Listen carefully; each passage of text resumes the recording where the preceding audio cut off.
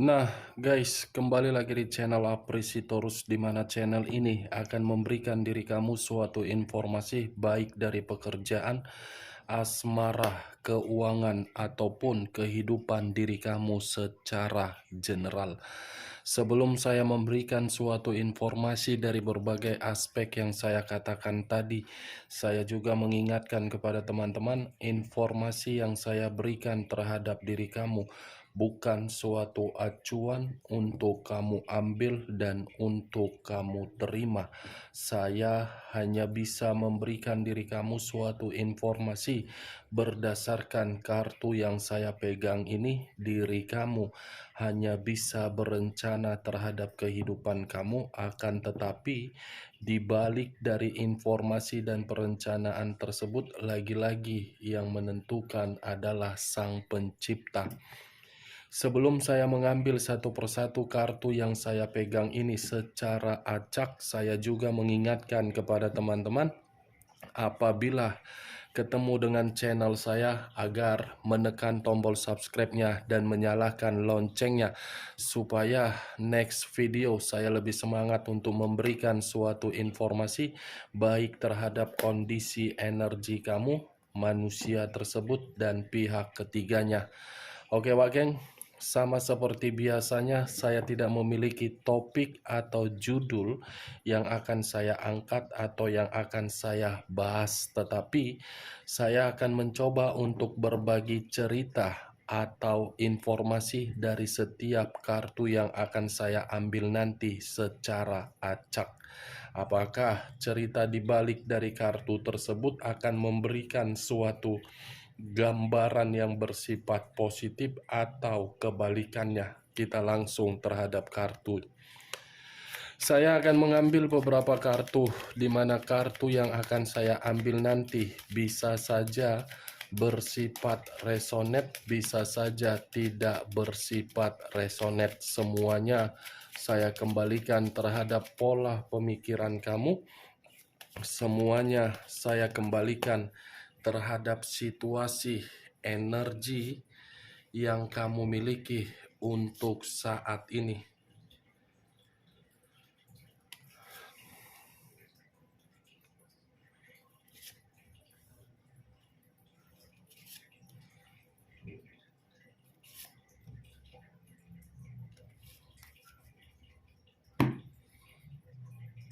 Nah guys, di depan saya ini sudah ada beberapa kartu yang sudah saya ambil secara acak satu persatu dari tumpukan kartu yang saya pegang tadi. Apakah informasi atau cerita di balik dari kartu yang ada di depan saya ini akan memberikan suatu gambaran yang bersifat positif atau kebalikannya? Kita langsung terhadap kartu pertama. Muncul kartu ini. Sekali lagi saya mengatakan, muncul kartu yang saya pegang ini, di mana kemunculan kartu yang saya pegang ini seperti memberikan suatu isyarat atau berbicara terhadap kondisi satu energi, yang dimana kondisi energi tersebut untuk saat ini saya melihat dan saya merasakan sepertinya ada satu bentuk pergerakan, tetapi bentuk pergerakan ini bukan kategori hal positif, tetapi kategori hal negatif. Kenapa saya mengatakan negatif? Bisa saja satu energi tersebut selama ini terlalu mempercayai, tetapi kondisi kepercayaan tersebut selalu menerima yang namanya pertentangan, godaan, atau resiko. Kalau saya mencoba untuk mengarahkan kartu yang saya pegang ini terhadap posisi energi yang dimiliki oleh pihak lain atau orang lain, serta mengesampingkan satu energi yang saya katakan tadi, bisa saja kartu ini memberitahukan yang dimana karakter yang dimiliki oleh pihak lain selalu saja bertentangan secara pemikiran. Ibaratnya, apapun yang dilakukan oleh pihak lain, orang yang memberikan suatu kesetiaan harus mengikuti apa yang diinginkan, sementara orang yang memberikan suatu kesetiaan sangat bertolak belakang. Apa yang barusan saya katakan bisa saja mengarah terhadap posisi energi kamu, dan apa yang barusan saya katakan tadi bisa saja mengarah terhadap manusia tersebut. Akan tetapi, sebelum saya memberikan suatu informasi terhadap kemunculan kartu yang saya pegang ini, terlebih dahulu saya akan mengarah terhadap diri kamu sebelum saya mengarah terhadap manusia tersebut. Sebelum saya mengarah terhadap manusia itu, terlebih dahulu saya ingin mengarah terhadap diri kamu. Di mana ketika diri saya mengarah terhadap posisi energi kamu, baik secara pemikiran, perasaan, ataupun kondisi batin kamu, sepertinya ketiga aspek yang barusan saya katakan tadi, keberadaan di dalam situasi yang benar-benar sedang berkabung. Berkabung karena apa? Kondisi perasaan. Berkabung karena apa? Kondisi batin. Berkabung karena apa? Kondisi pemikiran yang selalu tidak tepat pada sasaran. Itu kalau saya melihat dari pergerakan energi kamu sebelum saya acuannya terhadap kartu ini. Tetapi kalau saya acuannya terhadap kartu yang saya pegang ini, bisa saja kartu ini lebih mendominasi terhadap perjuangan kamu selama ini yang kamu lakukan. Kenapa saya mengatakan lebih mendominasi terhadap perjuangan kamu? Karena secara tidak langsung perjuangan kamu itu kamu lakukan karena perasaan kamu yang mengendalikan. Padahal secara logika, logika kamu ini selalu memperingatkan diri kamu dari situasi perjuangan kamu tersebut. Kalau seandainya logika kamu bisa kamu mainkan di dalam di dalam perjuangan kamu, saya rasa komitmen kamu itu tidak memberikan diri kamu suatu hasil yang dimana kamu hanya bisa menerima suatu resiko. Resiko yang saya katakan ini bukan dari diri kamu kesalahannya, tetapi dari manusia yang selama ini kamu prioritaskan, yang selalu bertentangan, yang selalu merasa kurang puas, yang selalu banyak tuntutan, yang selalu banyak karakter di luar dari dugaan kamu. Padahal kamu tidak tahu apa permasalahan ketika komitmen kamu itu selalu bertentangan. The Lovers, kartu pertama, yang dimana kemunculan kartu ini mengarah terhadap unsur udara berlambangkan 3 zodiak: Aquarius, Gemini, dan Libra. Kalau saya mencoba untuk mengesampingkan ketiga zodiak yang saya katakan tadi, bukan hanya komitmen kamu saja yang mendapatkan suatu kemanipulatifan, tetapi kondisi pekerjaan kamu pun seperti itu. Kondisi bisnis kamu pun seperti itu.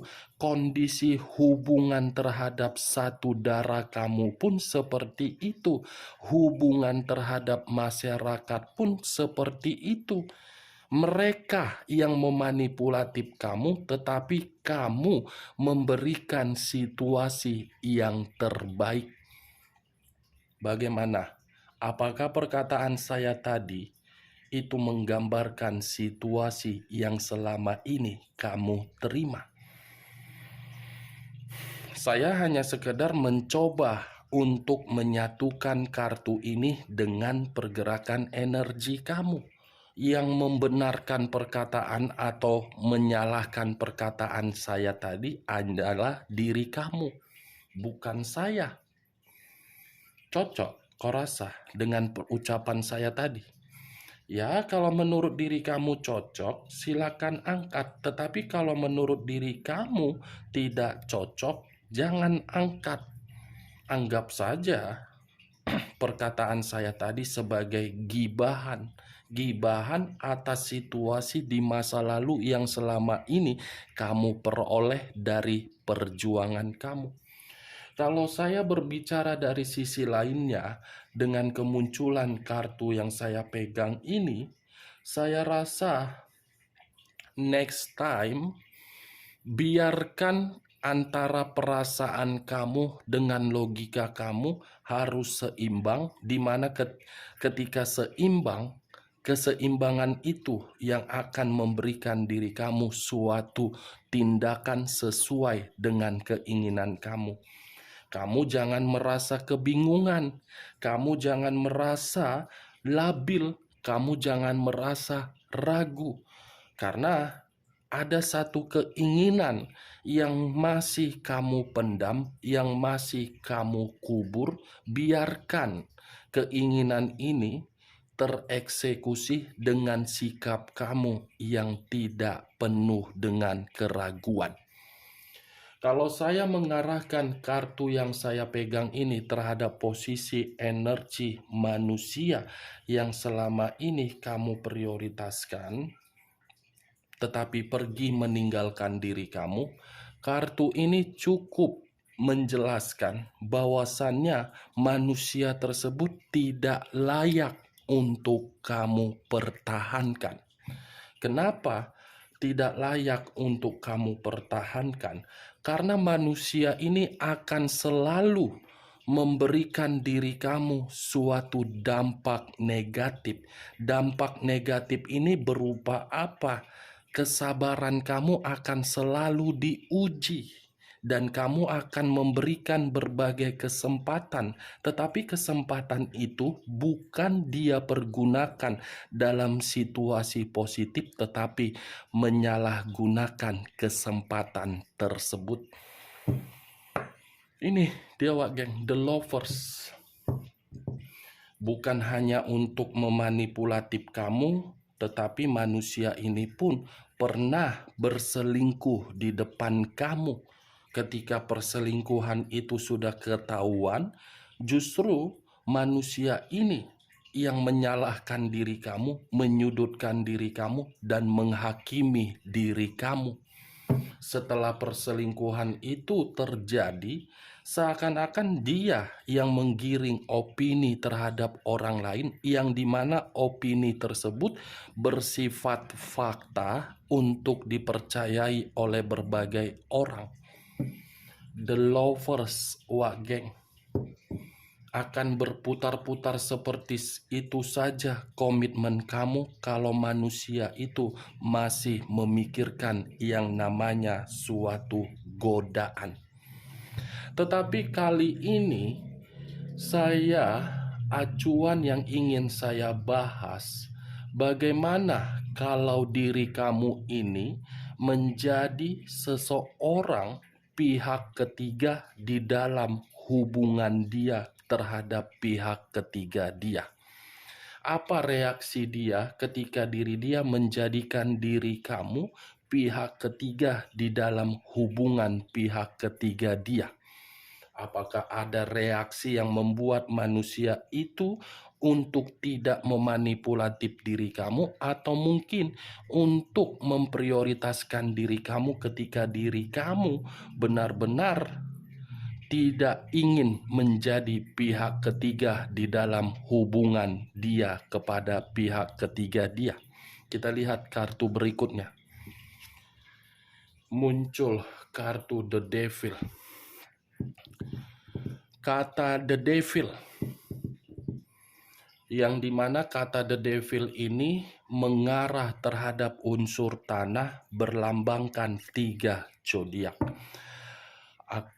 Capricorn, Taurus, dan Virgo. Kalau saya mencoba untuk mengesampingkan ketiga zodiak yang saya katakan tadi, kata the devil seperti memberikan suatu gambaran terhadap diri saya, yang dimana ketika diri kamu bersama dengan manusia tersebut, manusia itu hanya menganggap diri kamu sebagai nafsu.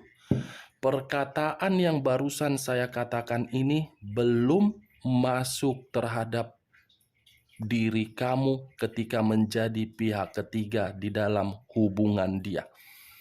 Di masa lalu dia hanya menganggap diri kamu itu sebatas nafsu atau gairah. Tetapi ketika manusia ini menjadikan diri kamu pihak ketiga di dalam hubungan dia terhadap pihak ketiga dia akan lebih memprioritaskan diri kamu karena dia sadar dia jauh lebih ketergantungan terhadap diri kamu daripada pihak ketiga dia. Mantap ya. Ketika di masa lalu kamu dianggap sebagai nafsu, tetapi ketika diri kamu dijadikan oleh pihak ketiga di dalam hubungan dia, malah manusia ini berpikir terbalik. Seperti salah menempatkan diri kamu itu, seperti manusia itu berpikiran salah ketika diri dia menempatkan pihak ketiganya dan menempatkan diri kamu. Ini dia geng, reaksi dia. Saya berbicara seperti ini seumpama kalau diri kamu itu kembali, di mana kembalinya diri kamu, manusia itu masih menjalin hubungan terhadap pihak ketiganya. Bagaimana reaksi dia dengan keputusan kamu ketika diri kamu itu menjadi pihak ketiga dia? Ternyata reaksi dia terbalik dengan kondisi yang pernah dia lakukan di masa lalu. Muncul kartu The Empress. The Empress, raja di atas raja, ratu di atas ratu.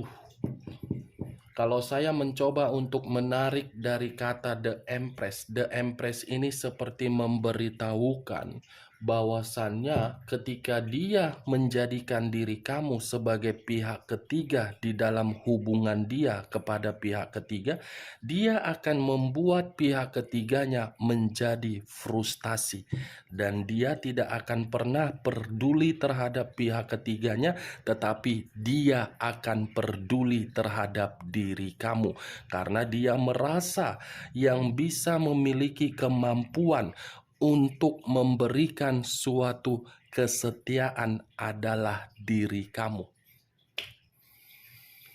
Aneh kan si tepung terigu ini? Aneh kan si mangkuk tapioka ini?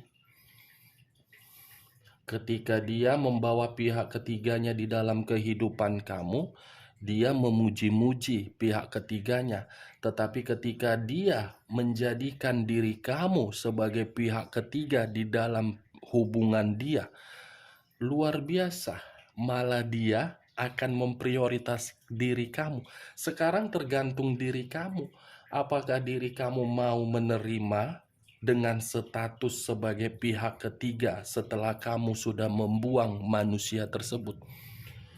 Saya berbicara seperti ini sebagai umpama. Itu saja geng. Tidak ada niat untuk membuat diri kamu ini di dalam posisi pihak ketiga. Muncul kartu Eight of Cups. Terdiri dari 8 cawan. Kalau saya mencoba untuk menarik satu cawan dari ke-8 cawan tersebut, satu cawan yang saya tarik ini seperti memberitahukan manusia itu akan pergi dari pihak ketiganya dan akan mengutamakan diri kamu kembali kalau diri kamu dijadikan sebagai pihak ketiga.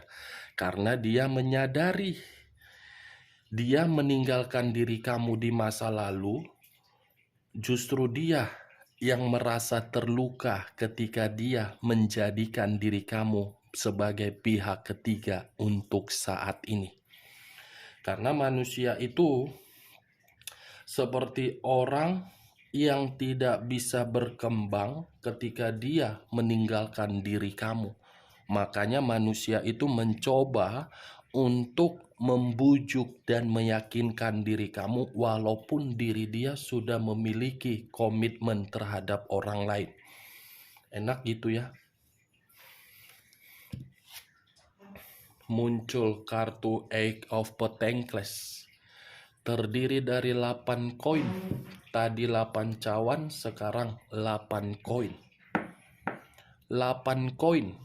Kalau saya mencoba untuk menarik satu koin dari ke-8 koin yang saya katakan tadi, satu koin yang saya tarik ini seperti memberitahukan manusia itu akan kembali memprioritaskan dan memfokuskan diri kamu kalau kamu dijadikan pihak ketiga di dalam hubungan dia terhadap pihak ketiga dia. Dia akan berusaha untuk membuang pihak ketiganya dan pihak ketiganya akan mendapatkan frustasi, di mana ketika frustasi tersebut dia akan menjadikan diri kamu di dalam posisi untuk mengembalikan kebahagiaan yang pernah dia tinggalkan. Wow, seperti orang yang tidak merasa bersalah ya.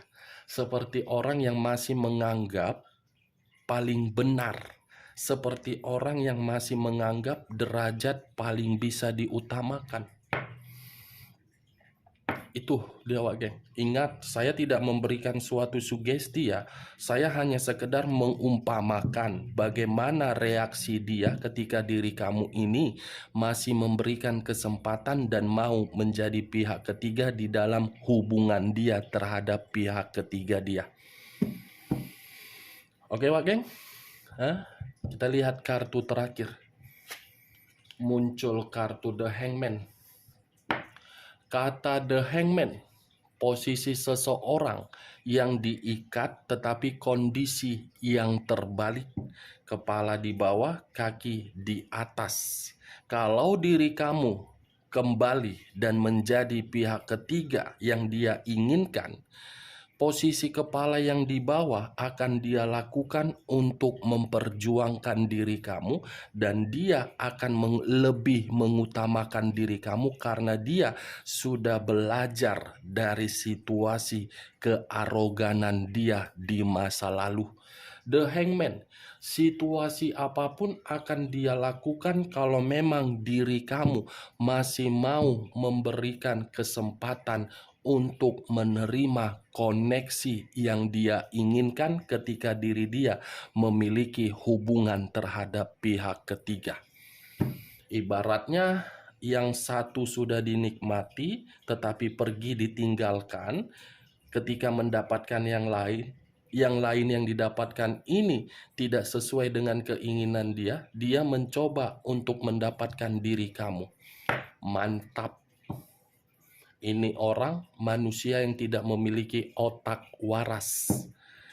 Yang di pikiran dia, perasaan dia, tetapi tidak memikirkan perasaan orang lain. Itulah manusia seperti ini. Oke geng, hanya itu yang bisa saya berikan informasinya terhadap diri kamu dari berbagai kartu yang saya ambil tadi. Ingat, saya hanya sekedar mengumpamakan, bukan dalam arti untuk mengharuskan diri kamu di dalam posisi yang diinginkan oleh manusia tersebut. Semua kembali terhadap keputusan kamu. Sekian dulu informasinya. Salam kartu tarot, salam zodiak.